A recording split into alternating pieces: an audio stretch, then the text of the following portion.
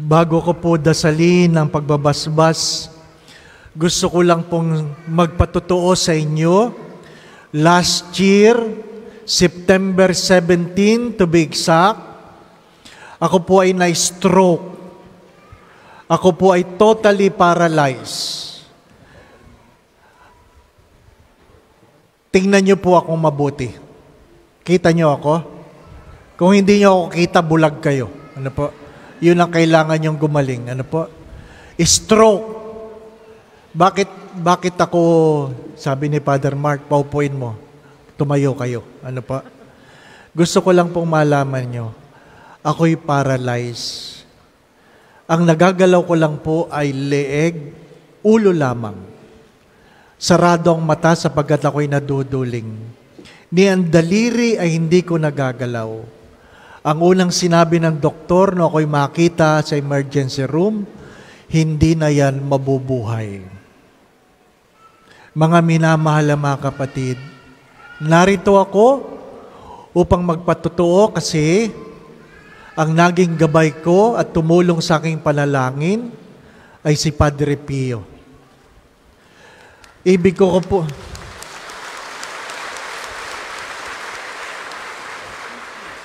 ko po kayong tumingin sa likod.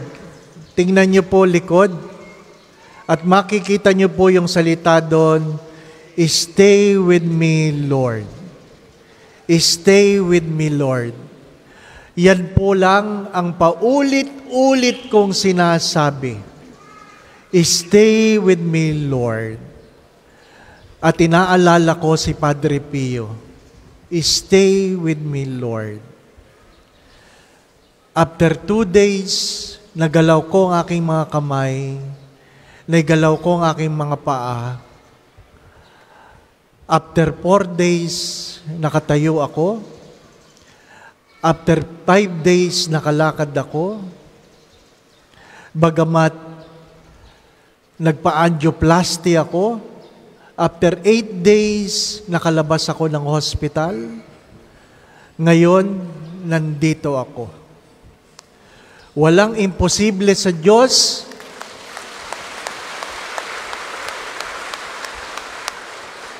Walang imposible sa Diyos sa marunong humingi, sa marunong magdasal, sa marunong magtiwala. Kaya sabi ko, Padre Pio, bago ako mag-anibersaryo, babalik uli ako. Magpasalamat. Tamang-tama. Ang araw na ito ay healing mass. Nawa ako'y maging isang mabuting saksi sa pagpapagaling ng Diyos sa tulong at panalangin ni Padre Pio ng Petrocina. Naway meron kayong pananalig na walang imposible sa Diyos. Walang imposible sa taong mapagkumbaba at marunong manalig sa Diyos.